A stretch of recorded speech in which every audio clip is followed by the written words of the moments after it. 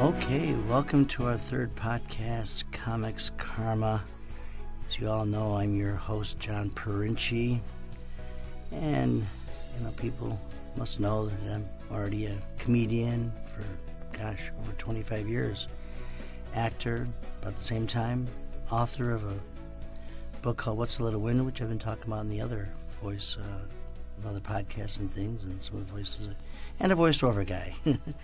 I do impressions, and just reading in the online that I found that the new Star Wars movie is coming out in December, like December 18th, like a week before Christmas, end of this year. Isn't it great? I can't believe it. I mean, I was thinking the first time I saw Star Wars was 1977, and I've been doing compressions since I was 9 years old. I would just go and bust chops all the time. I'd walk around high school and do these characters. Get mad and scream at the teachers and act like Chewbacca.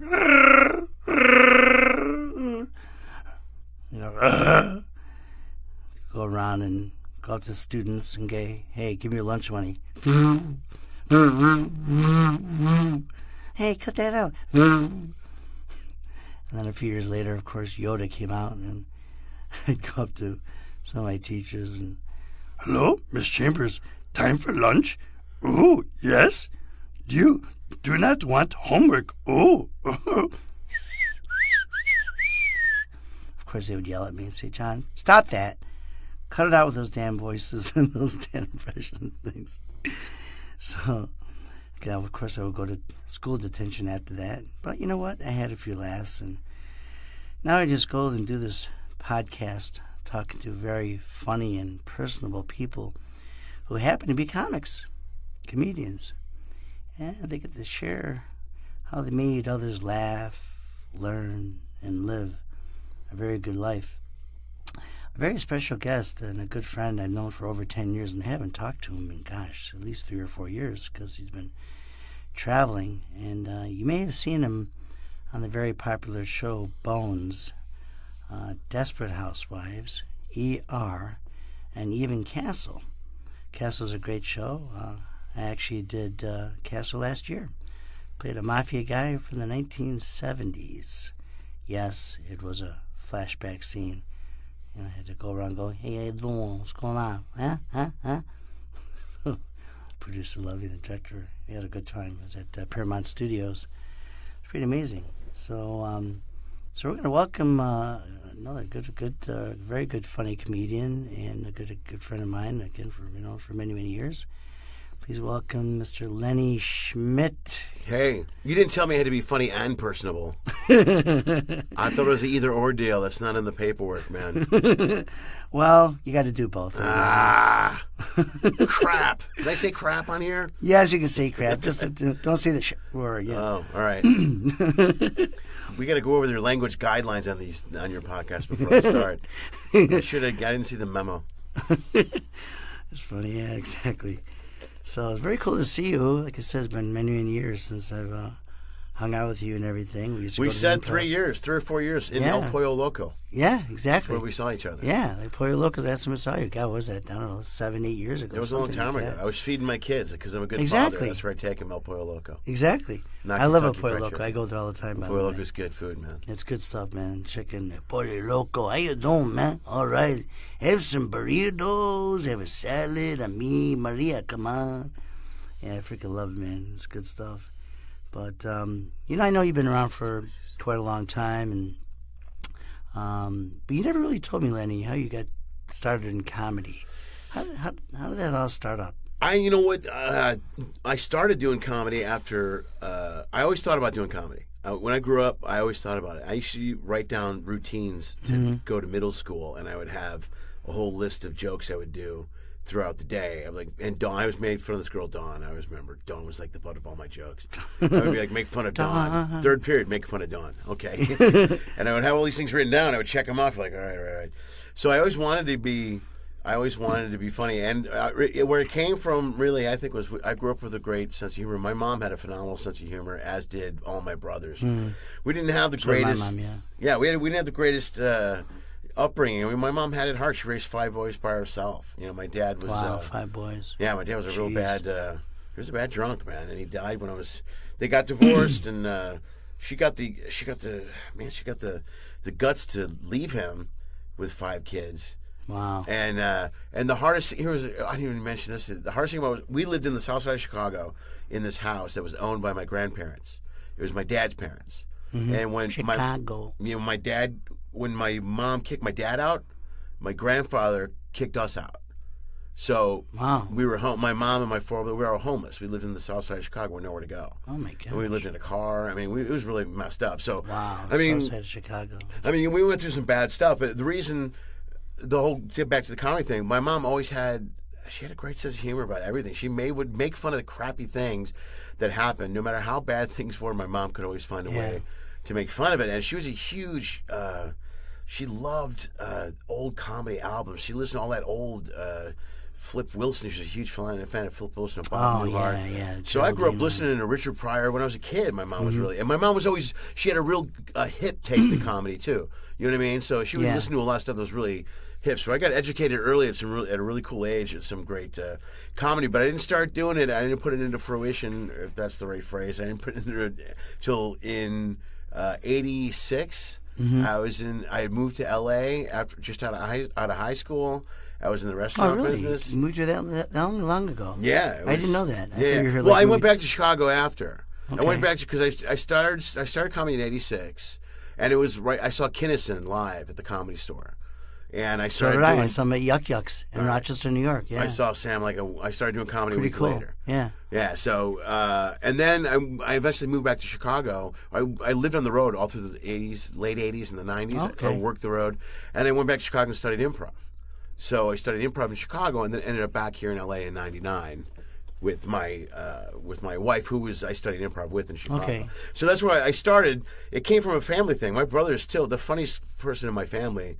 Is not a comic. He's my brother Glenn, but he could never do stand up. He would snap. You know, he just couldn't. He couldn't stand in front of a room full of people and make them laugh, because there's a difference between being funny on the cuff and being able to entertain a room full of people for 30 minutes every night.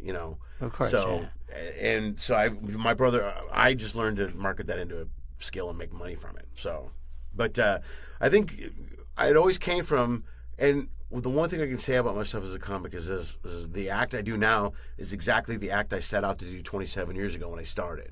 Really? And it's really, it's an over-amplification of me, myself, my mistakes, and the hard things I've been through. And I try to associate with people in the audience by telling stories. Mm-hmm. That's really what my stand-up comes down to. Oh, yes. That, and then I work the room a lot. I work the room, and I'm a little energetic. But yeah, those two qualities together is kind of what I do. So I've always learned to make fun of the crappiest thing that's ever happened to me. I mean, Richard Pryor was the best at that. He had some crappy stories growing up. Oh yeah, and he would tell those stories, and I was so mesmerized that he could take such a traumatic experience and make it funny to me. And I would laugh, and then you're like, and I always wanted to do that. So I take a lot of the things that really bad that happened to me, that I just make fun of them. It's funny. This kind of most comedians, you're right. If you start off a long time ago, 25, 30 years ago, and you have this kind of voice that you want to do, yours is stories, and of course mine was always impressions. And I started some rooms in Miami, Florida, and most of the people in Miami are all Cuban, as you probably know. So sometimes I do my whole act like Al Pacino from Scarface. Hey, do you want to go bowling and use those freaking shoes that 500 guys wore? What? Huh? No way, you cockroach. Screw that. Oh, my God. Can you say cockroach in this podcast? Yes, you can say cockroach. I just wanted to be sure. Joke crazy, man. Joke crazy. But yeah, it was nuts back then, doing voices and everything. Then so then I guess you were doing the stand-up, and then you met your wife. Yeah, I met she at improv, I guess, right? Yeah, I met her in improv. It was a true stand-up when I met her, and I've been on the road working for maybe 10, 12 years. And then when I met her, I started doing improv, and she really helped get me into acting more. I did a lot more acting after I met her. I started to act in Chicago. I did commercials in Chicago. I did short films, and I got to a point where I was writing and directing our own sketch shows back in Chicago too. It was a great comedy city. Oh wow! Chicago's a great development set you for stage comedy is awesome. Well, that's what it started off. The famous Chicago groups started off there. So Well, Second City is a big thing. My wife studied at Second City. And a few other ones, yeah. But I studied the I.O., or the Improv Olympic, which is with Del Close, and my wife ended up in that class as well. Yeah, I took that too. And then there was the Annoyance in Chicago at the time, which is a great one. I think it was Mick Napier that ran that. The improv community in Chicago was really phenomenal. It was great. It was great. It was such great. And a lot of those guys now, I mean, they moved on. They've done. There's some pretty, Neil Flynn who he's on the show. I forget what that is. He's been in a ton of stuff. Well, he was the janitor on Scrubs, but he moved on. Now he's the husband on The Middle. That's it. You worked for Patricia Hearst. Is that her name? Correct? I think so. Yes. Yeah. And he's great. He's a phenomenal improviser. But they came from the group called The Family, which was him, Adam McKay, who works with Will Ferrell now, Matt Besser, that has started the Upright Citizens Brigade in New York. Oh, okay. Yeah, it was, man, there's some great groundbreaking guys to learn from in Chicago. It was really awesome time back then. That's incredible. Yeah, it was pretty neat. So, but yeah, she got me into acting more, and then we eventually moved to LA in '99, and I kind of got to the point where I didn't work the road as much anymore. I really was. In fact, I had a writing gig for 2 years, where I did that, where we had pitched shows to some networks and stuff, and I met some great people there. That was really cool. I worked with KP Anderson, who's now the showrunner over at The Soup. Chris McGuire, that was the head writer over at the Arsenio Hall show. Okay. Both really talented, funny guys. Steve Seagren, one of the best comics ever to come out of Chicago, I think. You know Steve? Yeah, Steve and I are best friends. Are you really? Of course. I didn't know that. I know Steve. He's my oldest daughter's godfather. You gotta be kidding me. I've known Steve for freaking 10 years. Yeah, he did. He worked with you on Phonies. He's on Phonies. Right? Yeah, he did Phonies with me. Yeah, he worked with you on that. Oh, my God. Steve that's and great. before Steve... I haven't seen him in a long time either. I was just thinking about him the other day. I went to the Improv and he used to hang out there. Yeah, he hasn't been there in a while. Eddie, the bartender there. And I said, Eddie, you ever see Steve? He goes, nah, John, Steve doesn't come around that much anymore. Yeah. I said, you got to be kidding me. So. Yeah, no, I just saw Steve last weekend. We talk all the time. Yeah, we talk a lot during football season. He's doing great. He had a really bad heart attack a few years ago. That's right, he did. Really bad. But That's right. He's doing great, though. I met his daughter. We went out to dinner last month, 2 months ago, or whatever. But yeah, when we started, before we both moved to L.A., Steve and I, we used to live in Chicago, and we worked at the Chicago circuit. Oh. And we used to plan our road trips around the Bulls' playoff schedules. Bulls. Yeah, because that's back when Jordan was there. And that's our 6th title. So we would literally sit down and be like, where are you going to be in June? Are you going to be on the road for the parade, or are you going to be here for the games? And we were always like, Steve and I were always like, well, I'd rather see the games. We can skip the parades. So we'd have this conversation in front of a buddy from Detroit once, and he's like, what are you guys talking about? And this is before the basketball season. He was like, I go, well, the Bulls, when they win the finals. He's like, don't you think you're getting ahead of yourself? And we're like, no, not at all, actually. For sure. And we were right. They won every title when Jordan was there. That's funny. Those are good old days, man. Those were great Chicago years, man. They were really cool. And Steve's funny. Every time he goes on stage, he has a drink in his hand. Yeah. Copscotch, brother. Exactly. That's his email. Yeah. Copscotch at AOL or something like that. Yeah. Funny. I'm Copscotch. I'm Copscotch. I'm a cop with a scotch. Right. That's it. Cop with a scotch. Exactly. Who is the man? Oh, he's so funny. He is one of the funniest comics. Yeah, he is pretty funny, man. I haven't seen him in a long time, but he's pretty funny. That's pretty cool. Hey, we're spending most of our podcast talking about Steve Seagren. I think that's enough Seagren. I think that's enough. Enough to sorry, Steve, but we like you, but you're out of here, okay? You're done. You're done. You're freaking done. So you met your wife and through improv, and you got married, and and all that, and she was into she kind of supported you and all that, and then. What kind of happened after that? I guess you... Well, what happened was because I had always been... We were never in a point where I was a struggling artist with her, because I was already established stand-up on the road when I met her. Okay. So right when we moved to L.A., we had like 1 year that things were kind of tough getting adjusted, but then I got a writing gig pretty quick. And then I had 2 years of a writing gig. And then I had a 3-year run of commercials, right? A ton of commercials that ran. Oh, okay. So for a while she wasn't working, and and then eventually she found a job at what happened was she found a job at a bank. She just worked in the home loan industry. She got out of the acting industry and got into banking. And after we had kids, I stopped working the road. I stayed in L.A. And at that point is when I was doing a lot of TV stuff. I had the roles on True Blood and all the HBO stuff and Big Love and the recurrings. And then I had an MTV show for a year. And, I mean, I had a run where I was doing mainly acting and no stand-up barely at all. And it wasn't until the marriage started to fall apart and things didn't go so well, when she filed for divorce is when I went back out on the road and started doing cruise ships, because it just, the timing was just perfect. It was like, first of all, divorce is expensive. Costs, those lawyers are, it's very expensive. They're cockroaches, right? Very expensive, okay. Yeah, so that basically, the ship gig fell in my lap, and somebody said, "You want to go do the ships?" And I was like, yeah. And then since then, now I've been working the road a ton. A lot of last year, the last 3 months of last year, How did you get there? I mean, I heard try to get on ships is really hard. It's extremely hard. I got, right place, right time. Thousands of guys that want to do it. And, I just got lucky. I was right place, right time, and they're at a point Who now. Was the first one? What was the first cruise? All I do is Carnival. Oh, that's the only one I work for, and I like Carnival because their crowds. You don't do Royal Caribbean, none of that. No, I haven't got in with. Well, I have. I would do them, but they're a different style of ship and show. Like Carnival, the crowds skew younger and hipper. So they're a lot more. Sometimes they're a lot more. The general rule of thumb is the longer the cruise, the older the crowd is. Oh. So, but the Carnival is a lot of 3-day cruises. Yeah, you're right. 3 days. Yeah. Yeah. So I work those a lot, and the key to surviving on the ships, especially for Carnival now, is you got to do both a clean show and an adult show. Exactly. And a clean show earlier in the night, and an adult show later on in the night. Right. And you rotate. Like right now, each cruise I rotate 5 different 30-minute shows. So I do 2 different 30-minute clean and 3 different 30-minute adults. And each cruise I rotate those in and out. So that's what I do. And sometimes I'll repeat a show just if I'm working on a bit because I want to do a bit twice. But for the most part, you're rotating. It's a lot of material. So you got to adjust to be able. The guys have a lot of trouble with those clean shows sometimes because there's kids in the room. Right. And I taught comedy to kids at my daughter's school when they were still here. I was teaching comedy and improv at their school. I did a big show, and I've been working with kids for years.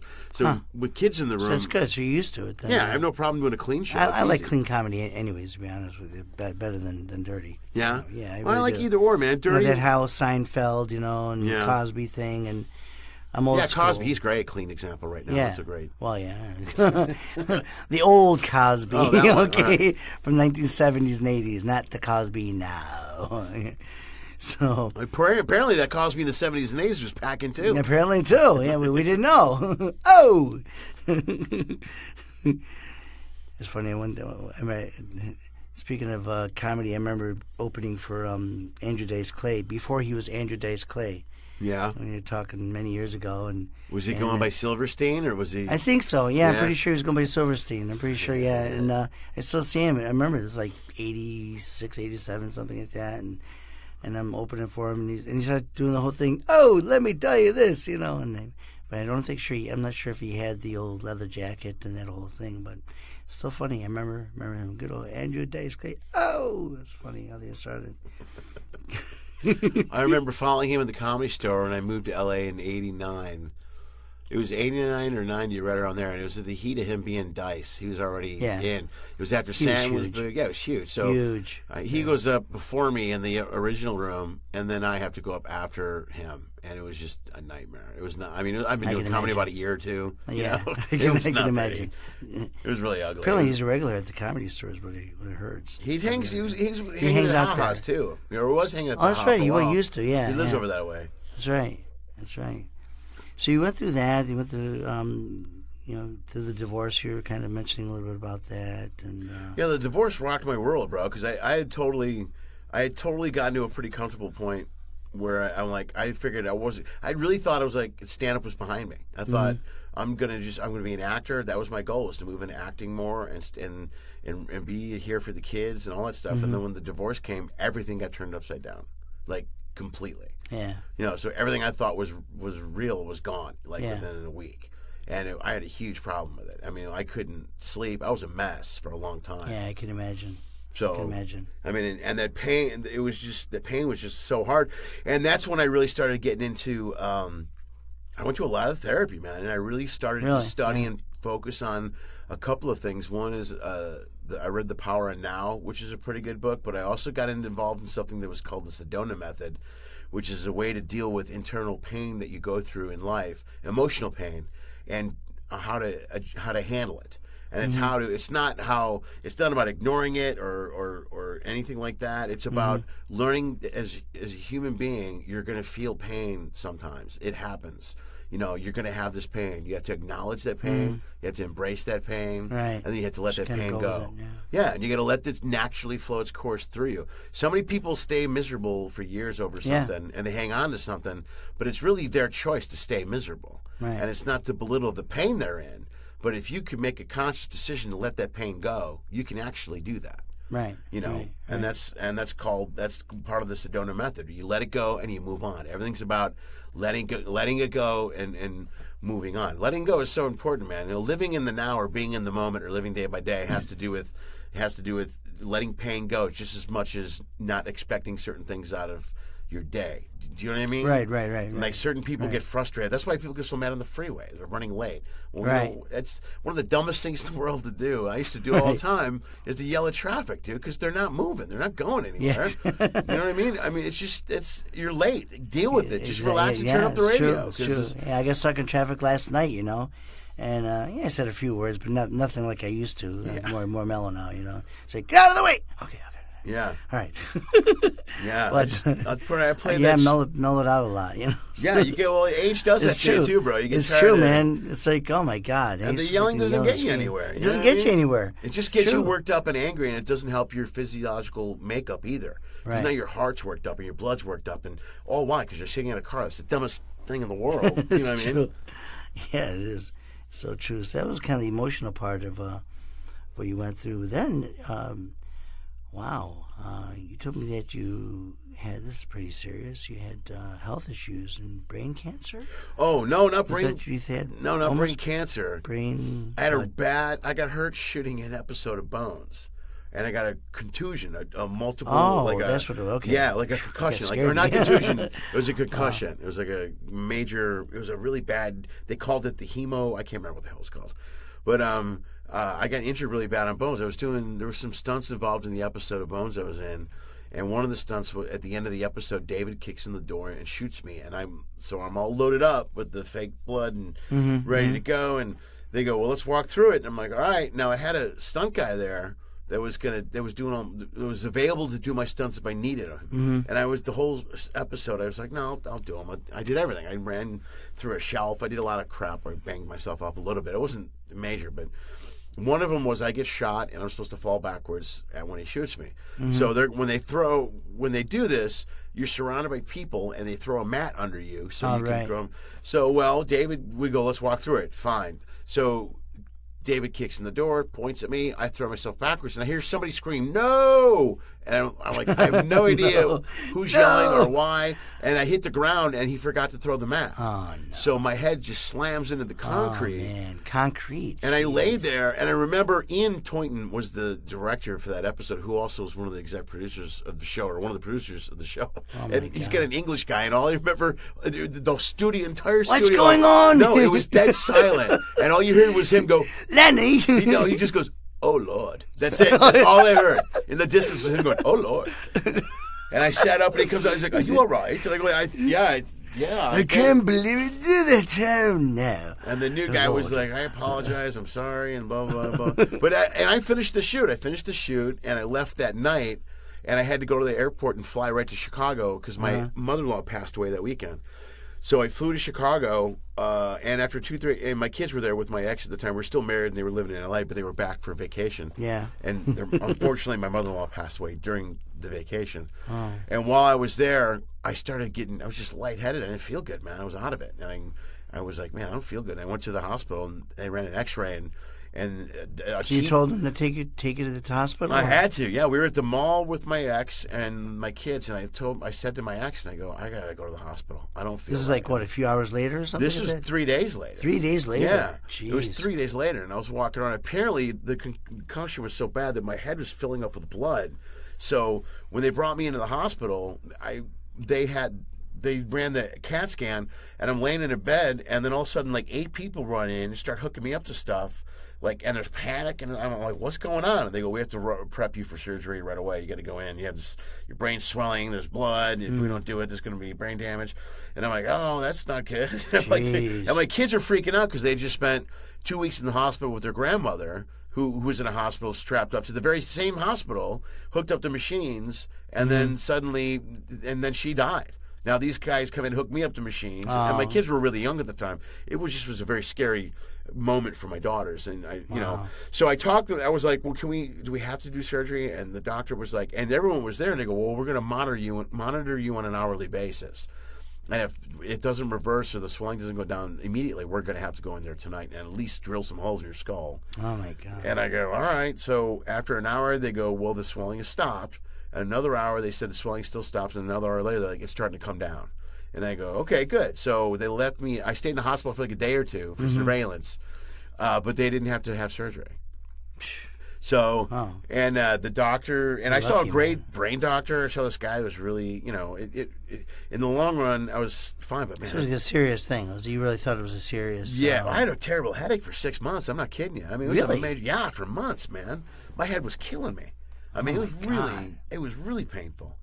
Yeah, I slammed my head in concrete, man. You know what I mean? But I figured it wouldn't last all those months, though. Like an idiot, I walk out of there going, "No, I'm fine." The typical tough guy. That's nothing. I'm good. It's nothing. Screw this. I was lucky, man. Not a wuss. And then I got in a plane, which is a terrible thing to do after a head injury. I didn't even think about any of that. And the doctor was like, "You flew here?" And I go, "Yeah." He's like, "You are not the smartest man I've ever met." And I'm like, "No, I'm not. Not the smartest man you've ever met." I wasn't. I didn't put any of that together. Oh my God! But in the long run, I mean, I'm good. I'm fine. That's all. It was a scary time, and they just re-aired the episode last week, so I'm still getting residuals on that. So there you go. That's funny. So that happened to you on the show Bones. That was just amazing. There's a lot of people who are not close to their family or their mom. I guess you told me the same thing, but we are now. My mom's going through. She's gone through some cancer stuff this last year. You know what? A lot of this goes back to what I was saying earlier when I talked about the pain and letting things go and moving on. Yeah. I reached a point after it was 12 years into my oldest daughter's life, and my mom had never met her or even talked to her. And this is after the divorce. Wow. This is after I've been through therapy and after I've been through a lot of stuff. And there was a lot of anger in my family about just fighting one thing or another. And at one point, I was like, screw it. I called my mom and said, hey, you know what? I go, my daughter's 12, and I want you to be part of her life. I go, this is stupid. I go, is there anything we can do? And this is after so many years of not talking to her. Yeah, it was after 12 years. 12 years. Yeah, and I go, is there anything we can do? So your mom never saw your daughter when she was born? No, she didn't see her till she saw pictures of her. last year or something like that. Yeah, she didn't see my kids till they were 12 and 9. Wow. Yeah, it was there's a lot of anger in my family, bro. There's a lot of. I think as we're getting older, a lot of it we're letting go of a lot of it. Like I know, I've let go a ton of it. My youngest brother Scott used to be a lot angrier too. And I think as you get older, you learn that life is. Once you start getting to the other end, you realize life is short, and some things are stupid to hang on to. Yeah, you're telling me. Yeah, and it's just, so, and now I have a great relationship with my mom. And, I don't get to see her as much. She lives in Florida during the winter and Illinois during the summer. What part of Florida? It's in Venice, Florida, which is just north of Tampa. Okay. Yeah, so, and actually I was lucky enough to last time, she had surgery earlier this year, and I flew in to go get on a ship. And I came in early, rented a car, and drove up and spent some time with her before she went to the hospital. Yeah, my mom lives in, she's a snowbird, Yeah, that's my mom's doing the same thing. Yeah, Miami. Lives in North Miami Beach. Yeah. And, pretty close to my mom. They love that Florida, those old people, man. They love that Florida, man. It's like, there's a law you have to be over 75 to live there. My stepfather loves it. Oh, Because he's a big gun guy, too. So he goes outside and he can hunt and shoot and do a lot of stuff in Florida. I literally go swimming, when I go down to visit my mom, and over the years, and my parents, they have a condo there. They bought it, 30 years ago. And I would hang out and swim, and you see these old Jewish women just hang out thinking, hello, how you are, Yeah. Albert, let's go. Let's go let's have some food. Come on. Let's go for the oily boyd. $7.99. You know, and I jump inside I jump in the water, and I say, excuse me, you're splashing, young man. And she yelled at her husband, and he'd say, leave him alone. Hey, come on. Let him freaking go. Who cares? Blah, blah, blah. So he used to deal with that stuff. What are you doing flashing the old people at the place, man? You know, when you show up at those retirement homes, those, like my mom lives in one of those trailer communities where her sister lives there and stuff. When you show up, the old people start showing up like they're birds. You know what I mean? When there's a son in town, and you turn around and you look and there's like 20 old people staring at you. Like, oh, hey, how are you? Hi, how are you? So you're the oldest. Yeah, I'm the actor. Yeah, I'm the, yeah. Oh, you're an actor, huh? You know, well, I got to go now. I remember back in the 1920s I wanted to be an actor. Oh, my God. Yeah, talkies. And talkies came in my... Talkies came, my whole career died. Hey. That's funny. Yeah, my mom was pretty hysterical. So you said your mom... loved listening to the albums. You said, yeah, she was a huge. She was into Bob Newhart. She listened to everything, but she got me into Monty Python big time too. She had a big taste for English humor. She loved a lot of that. Anything that John Cleese did. She was a huge fan of Flip Wilson and Monty Geraldine, Python. and all that stuff. So yeah, she was. She really. And who was the guy that did the Kennedy stuff? I can't remember who that was. My mom was into that too. Which they would do a thing about the so-called royal family. Oh, yeah, I forgot his name. Yes, yeah. I know you. So my mom was really into that stuff. Yeah, I forgot his name, yeah. She had a really hip taste for comedy. Even Dick Gregory, some of that stuff. She listened to a lot. Yeah, I mean, she's got to be a big reason. Benny Hill? She watched Benny Hill. He was crazy. I wasn't crazy about Benny Hill.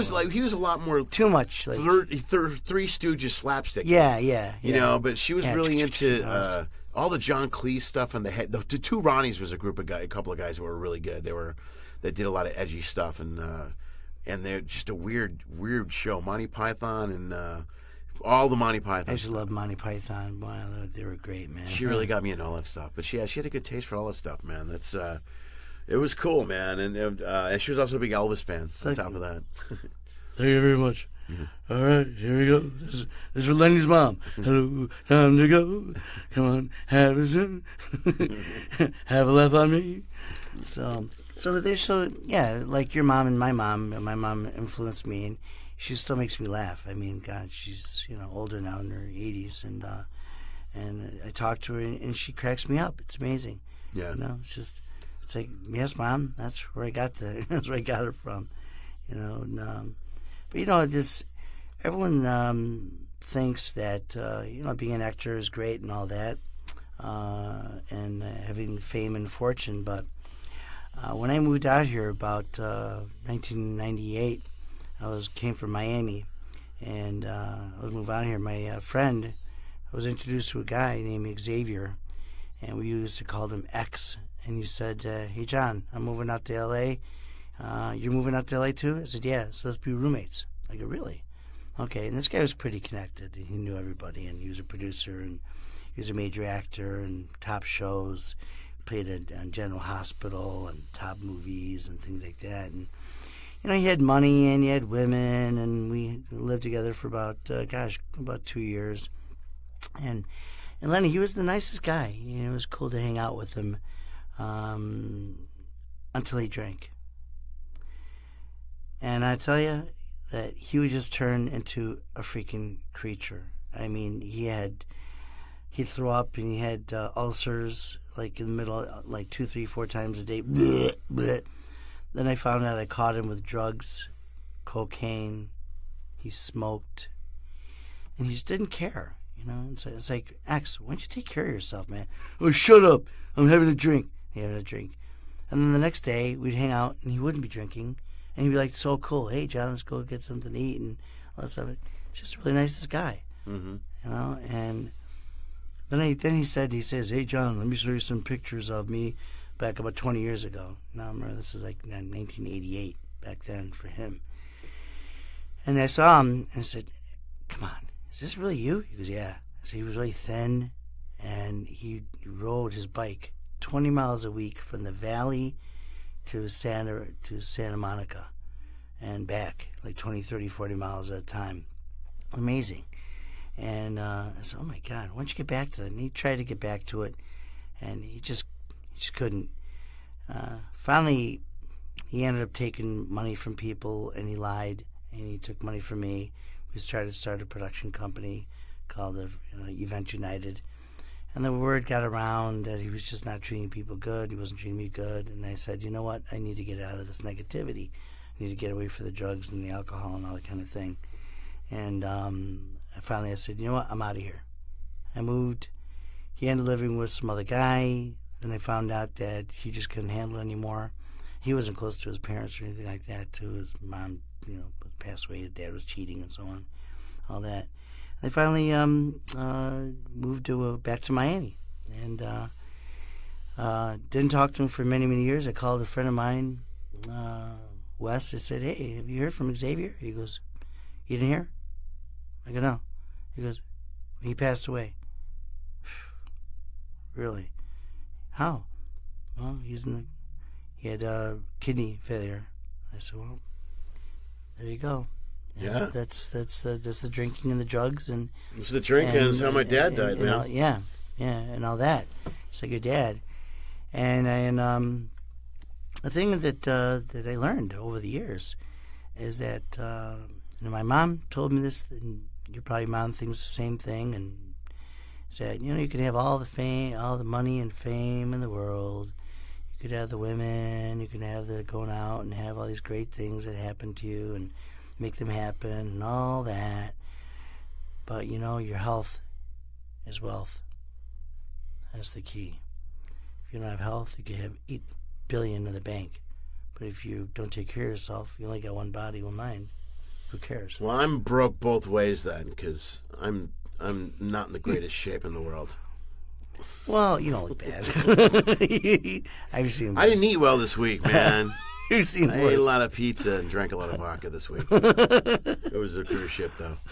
That's okay, though. You're on a cruise ship and all that. But I'm talking. This is This is no, that's true, man. I do one thing I do now though is I can joke about the pizza and vodka, but I'm big on organic food and no GMOs, man. I watch what I eat really, really uber closely right now. You know what I mean? Like I get a lot of. I mean, as far as diet goes, I try to really take care of what I'm eating.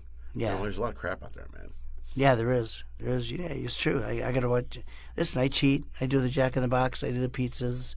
I have my beers and I do all that stuff. So we all do it.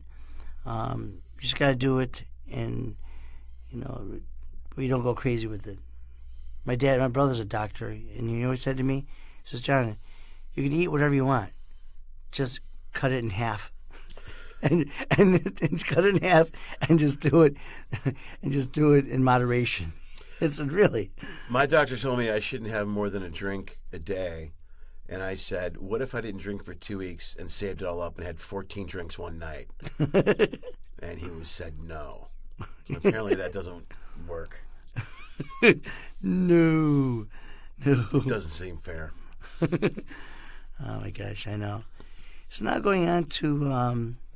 But I looked at your credits and on IMDb and everything. It's like, yeah, you had some pretty amazing things with on.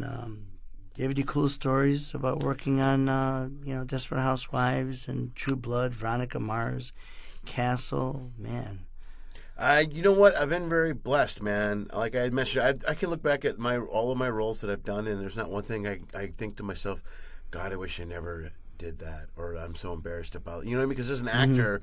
Especially as a working actor like we are, you get to a point where you're trying to make a living, and sometimes a role's offered to you, and you're like years ago I was offered a role in Chicago for the Easter Bunny on a Empire carpet commercial, and I would have to hop around. Are you serious? No, serious. I would have to hop around singing a variation of the bunny song of the what's that song? The da da da da da da. Yeah.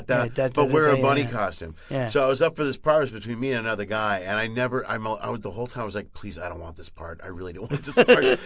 Because if they said you got it, I would be like, I would take it. It's like, damn it, I need the money. I'll do the thing. Exactly. But I didn't get it, and I was like, yes. I was never happier to not get a gig in my entire life. So you're more happy that you did not get the part. I was thrilled I did not get the part. Thrilled to death that he did not get the bunny part. Because I would have took it. What did your kids say?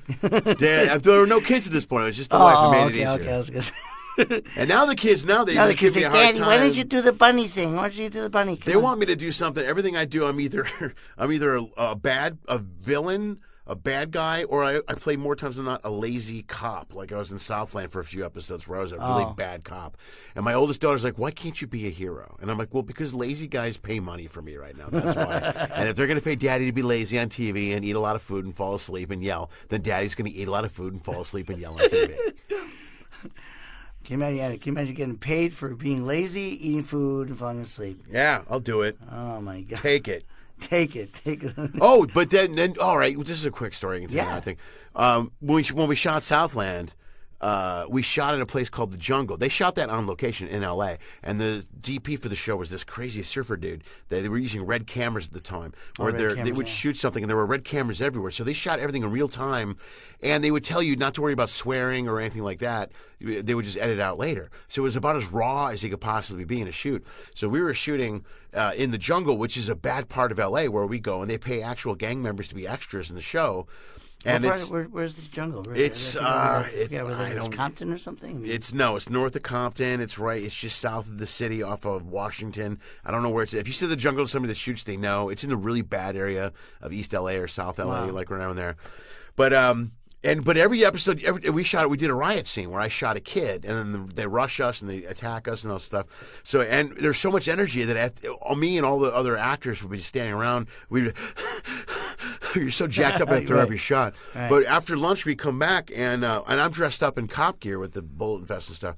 And they threatened to kill the cops. Some guy came out threatening to kill the cops. So they actually dragged me off the set because there was a kid there with a gun, said he was going to kill all the cops. Oh, my God. Yeah, and so suddenly, now the real cops are dragging us in the house while the choppers show up, and they drag this kid out of there.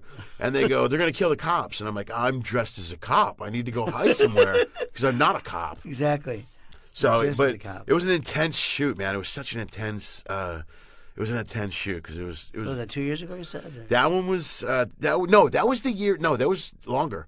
That was because we shot. Southland was a pretty big show. It was still on NBC when I shot it, and it was right when we shot it. They canceled it, and then it sat in hiatus for a year before TNT brought it back. That's right, TNT. And then those shows aired actually a year and a half after I taped them. So this is a long time ago. Wow. Yeah, and it all. But yeah, it was a great show. It was a really great show to work on. But boy, it was an intense show to work on, man. There were real cops there that worked with us on our guns and gunplay, and I got to fire guns and work with all these guys. So who's like one of the best movie stars or TV stars you've worked with? I mean, you've been around. You know who I really liked? Years. You know who I worked? Was it coolest person, nicest story, nicest person that you? All right, it's a toss up between the guys on Castle, which is Nathan Fillion and Stana, the leads of that show. Yeah, who were really great because I hung around and talked about Halloween with Nathan. Nathan's a real science geek. He's really into that geek stuff. And I was a huge fan of Firefly, which is a show he was on years ago. And the one regret I have in my entire career is I never talked to him about it because we were busy doing other stuff and I forgot. Mm-hmm. So it's a tie between those two and Mark Harmon when I worked on NCIS. Okay. And I didn't actually work with Mark, but Mark was producing. So Mark and I sat in home base and watched the monitors. And I hung out with him all afternoon and just talked. He seems like a nice guy. He's a great guy. He was a phenomenal guy to work with. They were on a good set. Some sets there's a lot of tension, but like both Castle and NCIS were shows, and Bones for that matter, were shows where it was very laid back and it was just everybody was very cool. Everybody was gracious to be working and nice and helpful, and I mean I was blessed to work on those shows. So to work with those guys and to see them really get involved in their craft was a really big reward for me at that point in my career. I think it was phenomenal. That's incredible. So yeah, you've worked with some pretty amazing people. You got some great good things. I mean, you went from making people laugh, and get married and all that, and then you get into some pretty bad things, with your brain and bones and your family, your mom and dad, and all that. But you got through all that, and you got into some major, great shows, and I'm sure you're going to book some more things. You get to cruise around the whole country on Carnival Cruise Lines. So what is the best thing, most positive thing that you can say to our listeners?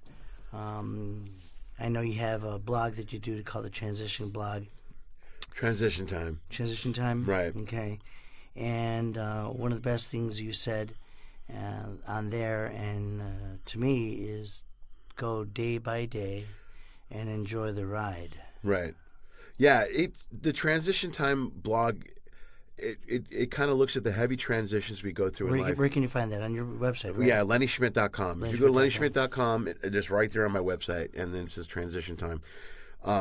But I talks about the heavy things we go through in life: divorce, life, birth, parenthood, and looking at life in a grand scheme of things. I'm not where I thought I would be at the age of 50 right now. I'm not there. But one of the things I think that gets everybody in trouble, got me in trouble for years, was having expectations, high expectations. Right.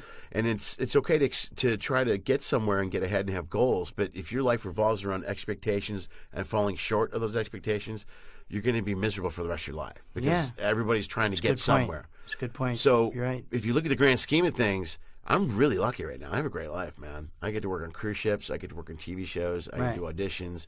I'm blessed to work with talented people all the time, and I'm blessed to be able to pick who I want to work with. And that's a really great thing to have. I have 2 wonderful daughters that I talk to every single day. Right. I have a great life, and if you look at that part of it and you accept, I've tried to get somewhere, and where I'm at is a pretty good place. That's a pretty good place. And I think everybody gets caught up in trying to get somewhere, and they try to attach things to things that they don't have yet or where they want to go. When if you just realize and stop and live in the moment you're in right now, a lot of times you realize things are pretty good right now. Yeah. That's so true. I can't complain about my life either. I mean, I have good health, and mom and my brothers are still around, and unfortunately my dad passed away like yours, about 7-8 years ago from old age. But other than that, I got a lot of projects in the works. I do a lot of videos all the time for an audition. I was in Jersey Boys. I talked about that in my podcast last time. Got to hang out with Christopher Walken and Clint Eastwood, and read for a lot of things. Do a lot of funny videos. Do my stand-up like you do. Voiceover. I wrote a book. Can't believe I wrote a book. I never wrote a book in my life, and it ends up being Barnes & Noble. It's called What's a Little Wind, like I mentioned a couple of podcasts ago. But the whole thing about that book and this whole podcast is to stay positive day by day, and it'll all work out.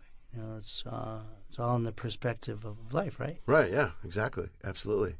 That's the whole thing. So if you just keep on looking at that, and if you sit around, if you're miserable in a lot of ways, and I want to take away from anybody's pain, and there's a difference too. There's people that are honestly depressed. I was depressed when I got divorced. There are people that are really depressed and really need help, and they should get help or find help. But a lot of times, if you're sitting around and you're miserable over where you're not at in life, or where you're not getting, or your girlfriend broke up with you, or whatever, a lot of times you're choosing to be miserable, man. You can choose to move on to another level in your life. People hang on to bad things in their life too much. Yeah, that's true. And it just bogs you down, that negativity. They love being negative, man. People love being negative. It's so much easier to be negative than the positive. Yeah, it is. At the beginning it is, but then after a while... I can see that. You get used to it. Like you said with your old roommate, it's hard at the beginning to go a different direction and go, hey, I can't be friends with you anymore because this is too much. Right. I'm watching you self-destruct, and this is not good for anybody. Right. It's hard to make that decision. But then as time goes by, you realize that it feels like a weight's been lifted from your shoulders, because you may feel empathy for your friend, but, you got to take care of yourself. Exactly. I just couldn't deal with being around him anymore. And I hate being around negative people. And it's not healthy, man. It's not healthy. And I actually, there's some friends, I won't mention names, but they're friends. I'm going to mention them all before we leave. I'll mention every name. I'm throwing every friend over. Exactly. You know who you are. All right? Lenny knows and I know. We both know. Yeah, we both know. You know, but yeah, I hate being around negative people and people say that I can't do this, I can't do that. Oh, shut up. Yes, you can. You just got to try. And even if you don't succeed, at least you tried. Yeah. That's the whole key. Yeah. That's the whole key. Make the effort. Make the effort. Set goals. Make an effort. Step forward. Exactly. Well, is there any one more last bit of advice that you want to give to anybody else before we call it for the end of our podcast here? Yes. Exercise. That's all I really have. That's it. Should exercise a lot. That's good. Health is wealth. Again, there you go. There you go. Well, I want to say, Lenny, it was very nice having you come here. Thanks for inviting me, man. I appreciate it. Yeah, it's been a long time, man. It's great to catch up, and a lot of these things I didn't know about you. You know, this is amazing. You know, it's really good.